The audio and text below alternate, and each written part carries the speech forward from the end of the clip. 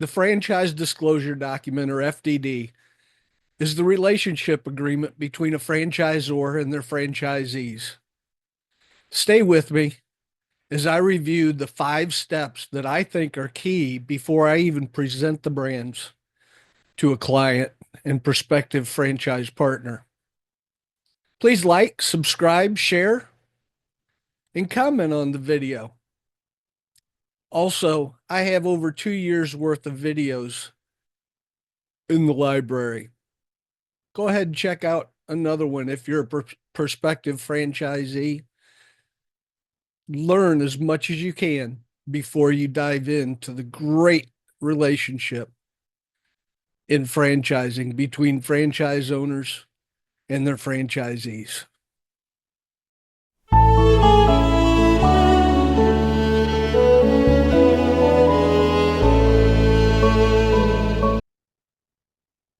In the franchise vetting process, after I've presented three to five brands for my clients, they usually choose one or two, usually no more than two, in order to move forward and to find out more details because they're excited. They think this investment is right for them. They're ready to learn more and to move forward in their business ownership through franchising. After I've introduced them to franchise brands that they choose, typically the franchisor will send the FDD after the first introductory meeting. Some wait until after the second one for a little bit deeper vetting, but usually it's after the first.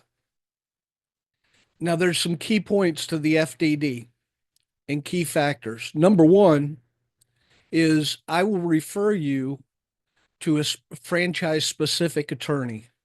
And the reason that you want to talk with a franchise specific attorney, there's a few reasons.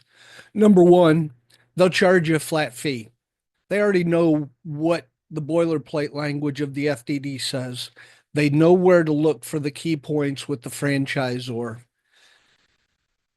Number two, they're going to give you, at least the one I work with, will give you a list of rights and responsibilities for yourself and for the franchisor. They're not going to go through this with the intent of looking to negotiate.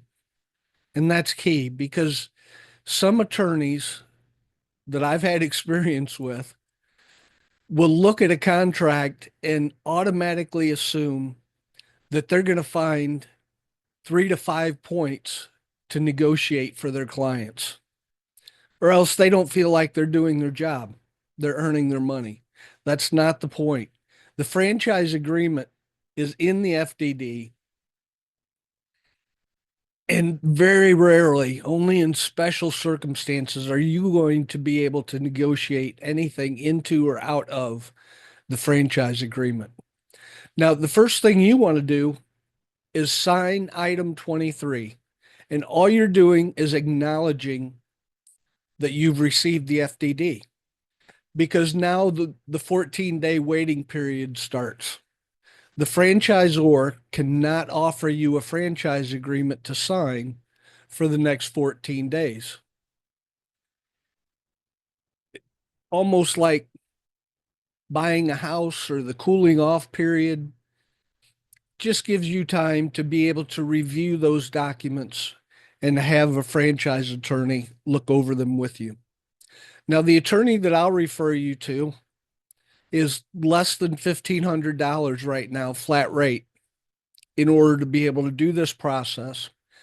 And they will also send you a written document of your rights and responsibilities.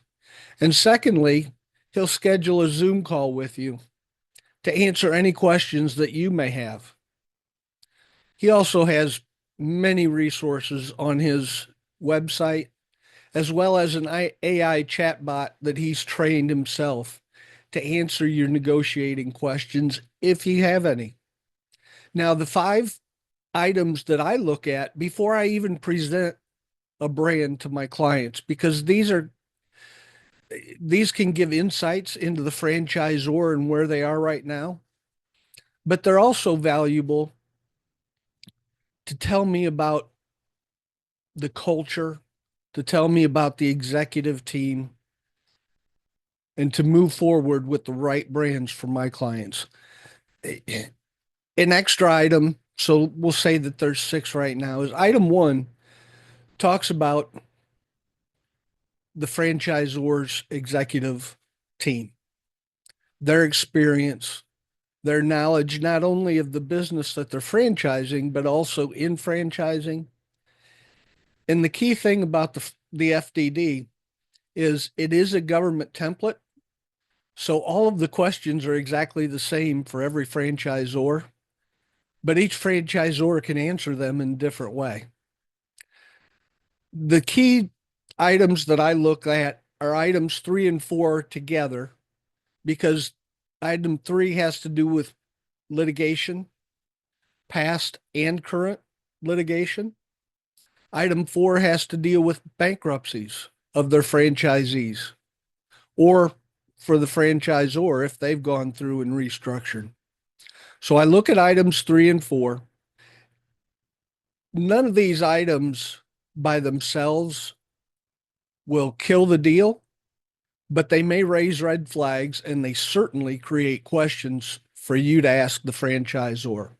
Item seven is a list of what your initial investment costs are going towards. It's broken out item by item. It starts with the franchise fee, which for almost every franchisor is paid up front. But then it's broken out as far as what your training costs are, what costs are for typical leases on average, and it'll give a range. So usually the item seven is a minimal investment number up to a max. Item 11 is what additional services and training is your franchisor going to provide before your opening and then as you're learning about franchising, as you're learning about running a business? What support is your franchise offering you within this franchise document? Item 19 are the earnings disclosures. Right now, it's running about 60% report them, 40% don't. It's not a deal killer if your franchisor does not disclose what their average revenue is per unit.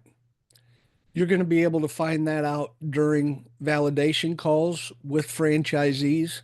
And actually, during validation calls, you're going to find out a lot more information because individual franchisees can tell you everything that you need to know. They can tell you all of their financials, or they can just tell you the big part of it. Franchisors by law have to be very careful about what they can disclose to you. And that's why it's usually on an average basis across all of their franchisees. And then item 20 is what is going on? What is the health of the franchisor? How many units have they added in the last year? What states have they added them in? How many units have been transferred or resold within a range of years? What states are they in? How many units have closed? And again, what states are they in? None of these items are by themselves going to move you forward or back, but again, they could bring up red flags and most certainly will create questions. I look forward to working with you.